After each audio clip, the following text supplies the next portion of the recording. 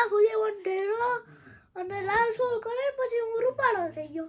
હું બતાડું ચેડા લોટથી નાઈ કેવો રૂપાળો થઈ ગયો. જો તમે અંદર ચેડા લોટથી ના જો સાબુથી ના નહીં. સાબુ સ્કિનને નુકસાન પહોંચાડે છે અને ચેડા લોટ નથી પહોંચાડતો. એટલે ચેડા લોટ જ વાપરો. ચેડા લોટ ઇઝ ધ બેસ્ટ. દીદી આઈસીએસ કોલેથી એમ કે રૂપાળો લાગી ધોરો લાગી. તો હાલો હવે મશીનનો વારો કપડાં ધોવાનો. મશીન ભલે કપડાં ધોવે, આપણે આપણું કામ ચાલુ કરી દીધું ફોન જોવાનું. સ્કૂલેથી આવી ગઈ છું અને અમે જમી લીધું છે. મારે લેસન કરવાનું રહેશે એટલે હું લેસન કરીશ અને ભાઈને મજા નથી અને ઉધરસ ચાલુ છે એટલે તે સૂઈ જશે. હા ઉઠતી નથી પણ કેમ નથી ઉઠતી? ખબર નથી આવતો. એ પણ મોટા છોકરા ઉડાડતા હોય ને એટલે એવું નથી, એમ ધાબે નથી ને એટલે ત્યાં ના પાડી લ્યો. ધાબાનું કાંઈ ન હોય માનસી એવું કઈ.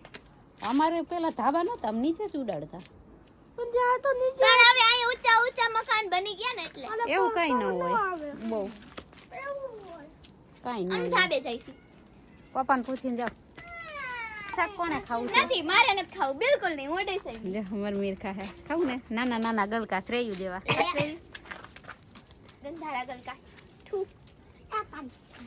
સોરી ગલકા ખવાય. તું લઈ ખાજો. હું તો ખાતી જ નથી. તો મમ્મા મમ્મી મસ્ત મસ્ત શાક બનાવે તો ખાવ. લસણ વાળું બુદ્ધિ લસણ વાળું જાવ ધાબે. પપ્પાને તું કોઈ છું ના ખાવ. ના પાડે તું કે ના. ये भाई ગલ ગાયો જો તમને બતાવો ની માં દૂધી.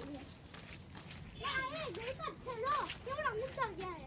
આયા મમ્મી અડી ગયા. ઓહો આટલા બધા ગલકા હે.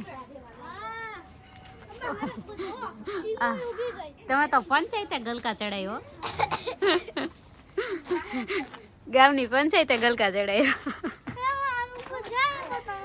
આ જાઓ. ધાબે ધાબે ધાબે